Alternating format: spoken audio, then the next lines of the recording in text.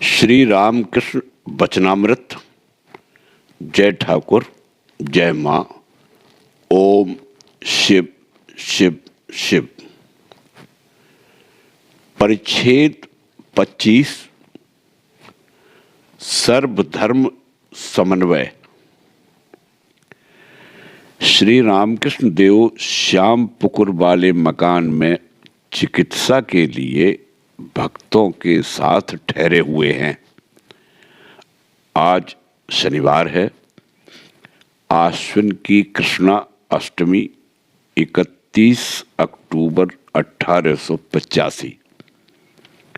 दिन के 9 बजे का समय होगा। यहाँ दिन रात भक्तगण रहा करते हैं श्री रामकृष्ण देव की सेवा के लिए।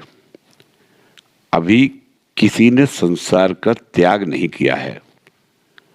बलराम सपरिवार श्री रामकृष्ण देव के सेवक हैं।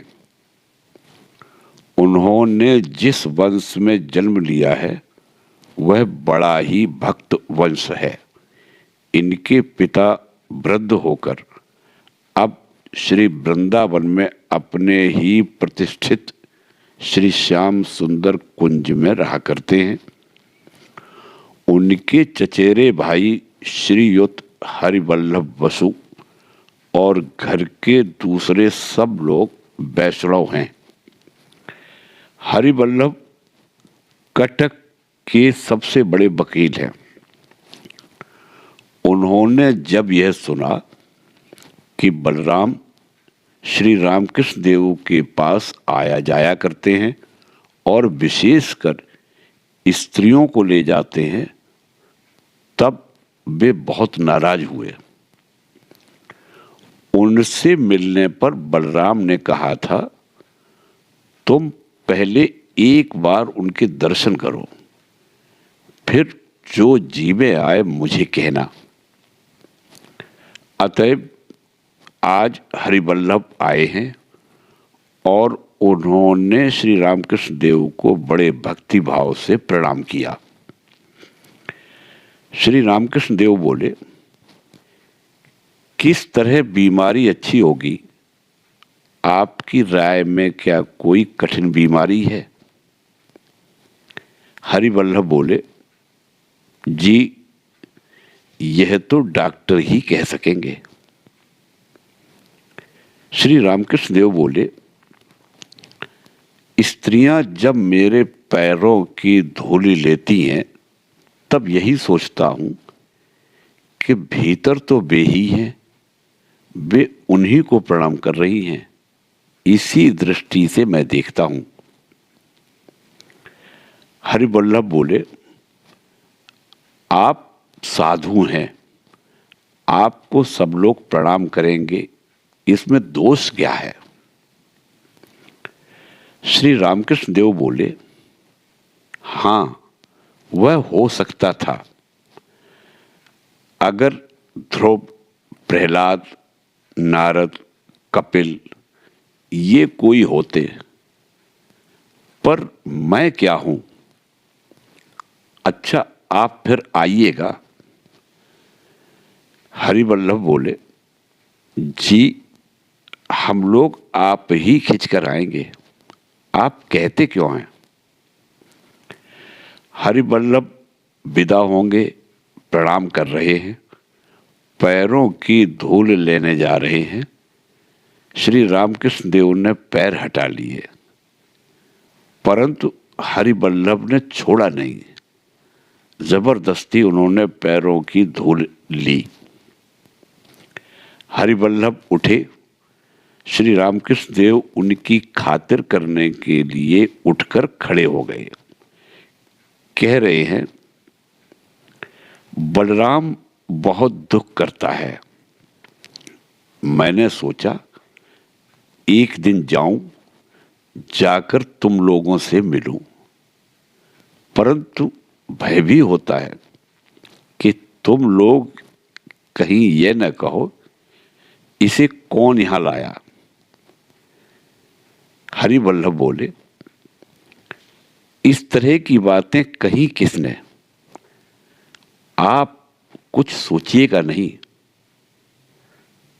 हरिवल्लभ चले गए।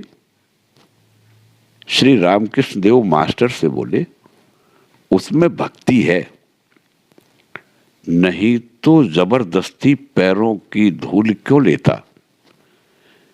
यह बात जो तुमसे मैंने कही थी, भाव में मैंने डॉक्टर को देखा था तथा एक आदमी और था, यह वही है, इसीलिए देखो आया। मास्टर बोले, जी सचमुच वह भक्त है।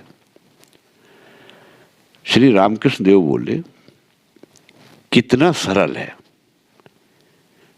श्री रामकृष्ण देव की बीमारी का हाल लेकर मास्टर डॉक्टर सरकार के पास सांकारी टोला आए हुए हैं। डॉक्टर आज फिर श्री रामकृष्ण देव को देखने जाएंगे। डॉक्टर श्री रामकृष्ण देव और महिमाचरण आदि की बातें कह रहे हैं। डॉक्टर बोले, महिमाचरण वह पुस्तक तो नहीं लाए जिसे उन्होंने दिखाने के लिए कहा था। उन्होंने कहा भूल गया। हो सकता है, मैं भी प्रायः इसी तरह भूल जाता हूं। मास्टर बोले, उनका अध्ययन बहुत अच्छा है। डॉक्टर बोले, तो फिर उनकी ऐसी दशा क्यों है। श्री रामकृष्ण देव के संबंध में डॉक्टर कह रहे हैं, केवल भक्ति लेकर क्या होगा, केवल भक्ति लेकर क्या होगा अगर ज्ञान न रहा। मास्टर बोले, श्री रामकृष्ण देव तो कहते हैं ज्ञान के बाद भक्ति है, परंतु उनके ज्ञान और भक्ति से आप लोगों के ज्ञान और भक्ति में बड़ा अंतर है। वे जब कहते हैं ज्ञान के बाद भक्ति है, तो उसका अर्थ यह है कि पहले तत्व ज्ञान होता है और बाद में भक्ति। पहले ब्रह्म ज्ञान और बाद में भक्ति। पहले भगवान का ज्ञान, फिर उनके प्रति प्रेम। आप लोगों के ज्ञान का अर्थ है इंद्रियजन्य ज्ञान। श्री रामकृष्ण देव जिस ज्ञान की चर्चा करते हैं, उसकी परख हमारे मापदंड द्वारा नहीं हो सकती, परंतु आपका ज्ञान तो इंद्रियजन्य है, उसकी परख हो सकती है। डॉक्टर कुछ देर चुप रहे, फिर अवतार के संबंध में बातचीत करने लगे। डॉक्टर बोले, अवतार क्या है और पैरों की धूल लेना यह क्या है। मास्टर बोले, क्यों, आप ही तो कहते हैं कि अपनी साइंस की प्रयोगशाला में अन्वेषण करते समय ईश्वर की सृष्टि के बारे में सोचने से आपको भावावस्था हो जाती है और फिर आदमी को देखने से भी आप में उसी भाव का उद्रेक होता है। अगर यह ठीक है तो ईश्वर को फिर हम सिर क्यों न झुकावें। मनुष्य के हृदय में ईश्वर है। हिंदू धर्म के अनुसार सर्वभूतों में ईश्वर का वास है। यह विषय आपको अच्छी तरह मालूम नहीं। सर्वभूतों में जब ईश्वर है तो मनुष्य को प्रणाम करने में क्या बुराई है। श्री रामकृष्ण देव कहते हैं, किसी किसी वस्तु में उनका प्रकाश अधिक है। सूर्य का प्रकाश पानी में, आईने में अधिक है। पानी सब जगह है, परंतु नदी और सरोवर में अधिक है। नमस्कार ईश्वर को ही किया जाता है, मनुष्य को नहीं। God is God, God is God, not man is God. ईश्वर ही ईश्वर है, मनुष्य ईश्वर नहीं है। ईश्वर को कोई साधारण विचार द्वारा समझ ही नहीं सकता। अब विश्वास पर अवलंबित है। ये ही सब बातें श्री रामकृष्ण देव कहते हैं।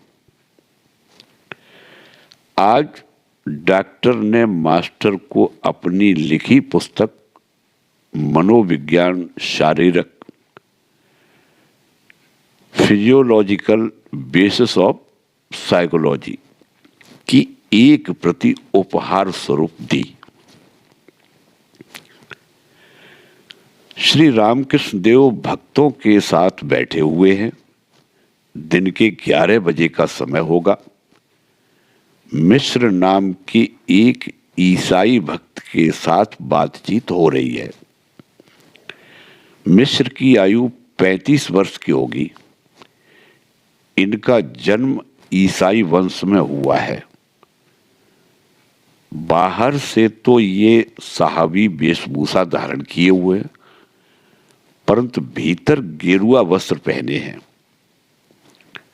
इस समय इन्होंने संसार का त्याग कर दिया है। इनका जन्म स्थान पश्चिम है। इनके एक भाई के विवाह के दिन इनके दूसरे 2 भाइयों की मृत्यु हो गई थी। तब से मिश्र ने संसार का त्याग कर दिया है। ये क्वेकर संप्रदाय के हैं। मिश्र बोले, वही राम घट घट में लेटा। श्री रामकृष्ण देव छोटे नरेंद्र से धीरे धीरे कह रहे हैं, परंतु इस ढंग से कि मिश्र भी सुने। राम एक ही हैं, परंतु उनके नाम हजारों हैं। ईसाई जिन्हें गॉड कहते हैं, हिंदू उन्हें ही राम, कृष्ण और ईश्वर कहकर पुकारते हैं। तालाब में बहुत से घाट हैं। हिंदू एक घाट में पानी पीते हैं, कहते हैं जल। ईसाई दूसरे घाट में पानी पीते हैं, कहते हैं वाटर। मुसलमान तीसरे घाट में पानी पीते हैं, कहते हैं पानी। इसी प्रकार जो ईसाइयों का गॉड है, वही मुसलमानों का अल्लाह है। मिश्र बोले, यीशु मेरी का लड़का नहीं है। यीशु साक्षात ईश्वर है। भक्तों से बोले, ये श्री रामकृष्ण देव अभी तो ऐसे दिखते हैं, पर ये साक्षात ईश्वर हैं। आप लोगों ने इन्हें पहचाना नहीं। मैं पहले ही इनके दर्शन ध्यान में कर चुका हूं। अब इस समय इन्हें साक्षात देख रहा हूं। मैंने देखा था, एक बगीचा है। ये ऊंचे आसन पर बैठे हुए हैं। जमीन पर एक व्यक्ति और बैठे हुए हैं। वे उतने पहुंचे हुए नहीं थे। इस देश में ईश्वर के 4 द्वारपाल हैं। मुंबई प्रांत में तुकाराम, कश्मीर में रॉबर्ट माइकेल, यहाँ ये, और पूर्व बंगाल में एक और हैं।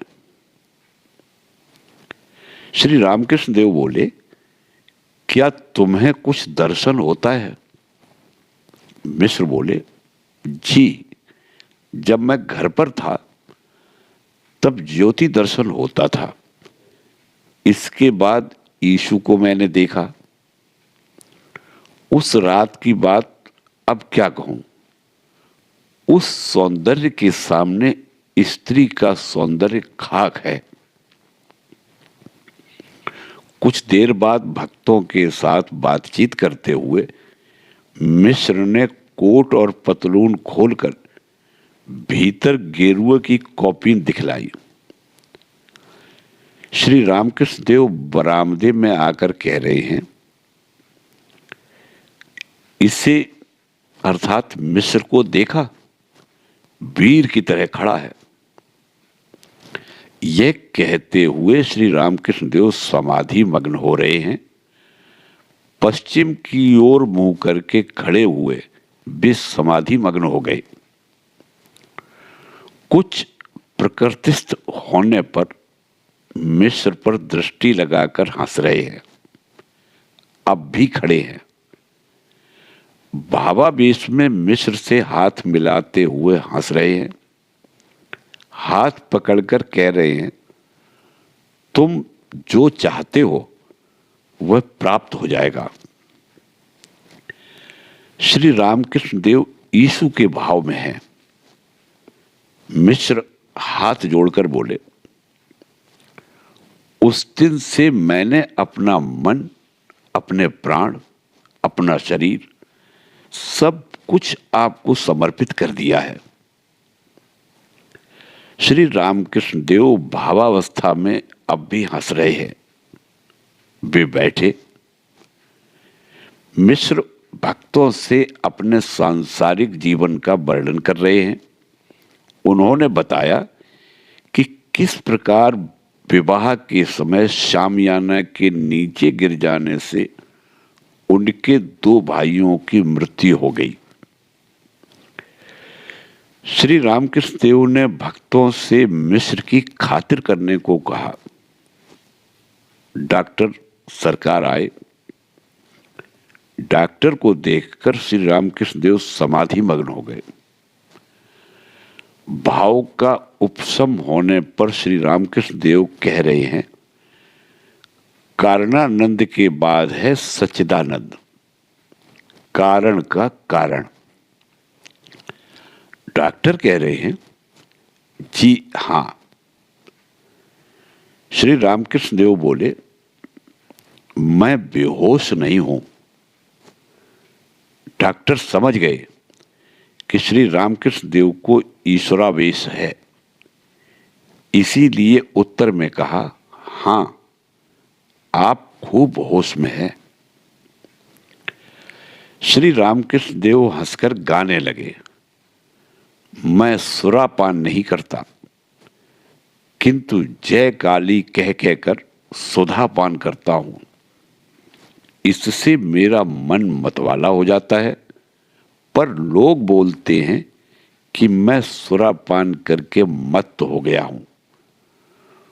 गुरु प्रदत्त रस को लेकर उसमें प्रवृत्ति रूपी मसाला छोड़कर ज्ञान कलार शराब बनाकर भाड़े में छान लेता है। मूल मंत्र रूपी बोतल से ढालकर मैं तारा तारा कहकर उसे शुद्ध कर लेता हूं और मेरा मन उसका पान कर मतवाला हो जाता है। प्रसाद कहता है, ऐसी सुरा का पान करने से 4 फलों की प्राप्ति होती है। गाना सुनकर डॉक्टर को भावावेश सा हो गया। श्री रामकृष्ण देव को भी पुनः भावावेश हो गया। उसी आवेश में उन्होंने डॉक्टर की गोद में एक पैर बढ़ाकर रख दिया। कुछ देर बाद भाव का उपशम हुआ। तब पैर खींचकर उन्होंने डॉक्टर से कहा, आहा, तुमने कैसी सुंदर बात कही है। उन्हीं की गोद में बैठा हुआ हूं। बीमारी की बात उनसे नहीं कहूंगा तो और किससे कहूंगा। बुलाने की आवश्यकता होगी तो उन्हें बुलाऊंगा। यह कहते हुए श्री रामकृष्ण देव की आंखें आंसुओं से भर गई। वे फिर भावाविष्ट हो गए। उसी अवस्था में डॉक्टर से कह रहे हैं, तुम खूब शुद्ध हो, नहीं तो मैं पैर नहीं रख सकता। फिर कह रहे हैं, शांत वही है जो राम रस चखे। विषय क्या है, उसमें क्या है, रुपया, पैसा, मान, शरीर सुख, इनमें क्या रखा है। ऐ दिल, जिसने राम को नहीं पहचाना उसने फिर पहचाना ही क्या। बीमारी की इस अवस्था में श्री रामकृष्ण देव को भावावेश में रहते देखकर भक्तों को चिंता हो रही है।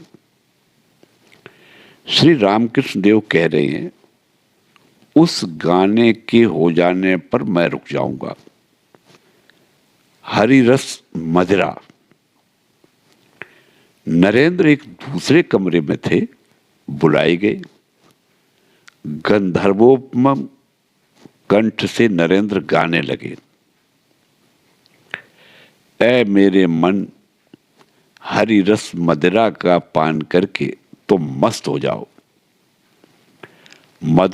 मधुर हरि नाम करते हुए पृथ्वी पर लौटो और रो। हरि नाम के गंभीर निनाद से गगन को छा दो। हरि हरि कहते हुए दोनों हाथ ऊपर उठाकर नाचो और सब पे इस मधुर हरि नाम का वितरण कर दो। ऐ मन, हरि के प्रेमानंद रस रूपी समुद्र में रात्रन दिवा तैरते रहो। हरि का पावन नाम ले लेकर नीच वासना का नाश कर दो और पूर्ण काम बन जाओ। श्री रामकृष्ण देव बोले, और वह गाना चिदानंद सागर में। नरेंद्र गा रहे हैं, गीत का भावार्थ है, चिदानंद सागर में आनंद और प्रेम की तरंगें उठ रही हैं। उस महाभाव और रास लीला की कैसी सुंदर माधुरी है। डॉक्टर सरकार ने गानों को ध्यानपूर्वक सुना। जब गाना समाप्त हो गया तो उन्होंने कहा, यह गाना अच्छा है, चिदानंद सागर में। डॉक्टर को इस प्रकार प्रसन्न देखकर श्री रामकृष्ण देव ने कहा, लड़के ने बाप से कहा, पिताजी आप थोड़ी सी शराब चख लीजिए और उसके बाद यदि मुझसे कहेंगे कि मैं शराब पीना छोड़ दूं तो छोड़ दूंगा। शराब चखने के बाद बाप ने कहा, बेटा तुम चाहो तो शराब छोड़ दो, मुझे इसमें कोई आपत्ति नहीं, परंतु मैं स्वयं तो अब निश्चय ही नहीं छोड़ूंगा। डॉक्टर और अन्य सब हंसते हैं। उस दिन मां ने मुझे 2 व्यक्ति दिखाए थे। उनमें से एक तुम थे। उन्होंने यह भी दिखाया कि तुम्हें बहुत ज्ञान होगा, पर वह शुष्क ज्ञान रहेगा। डॉक्टर के प्रति मुस्कुराते हुए बोले, फिर धीरे धीरे नरम हो जाओगे। डॉक्टर सरकार चुप रहे। जय ठाकुर, जय मां।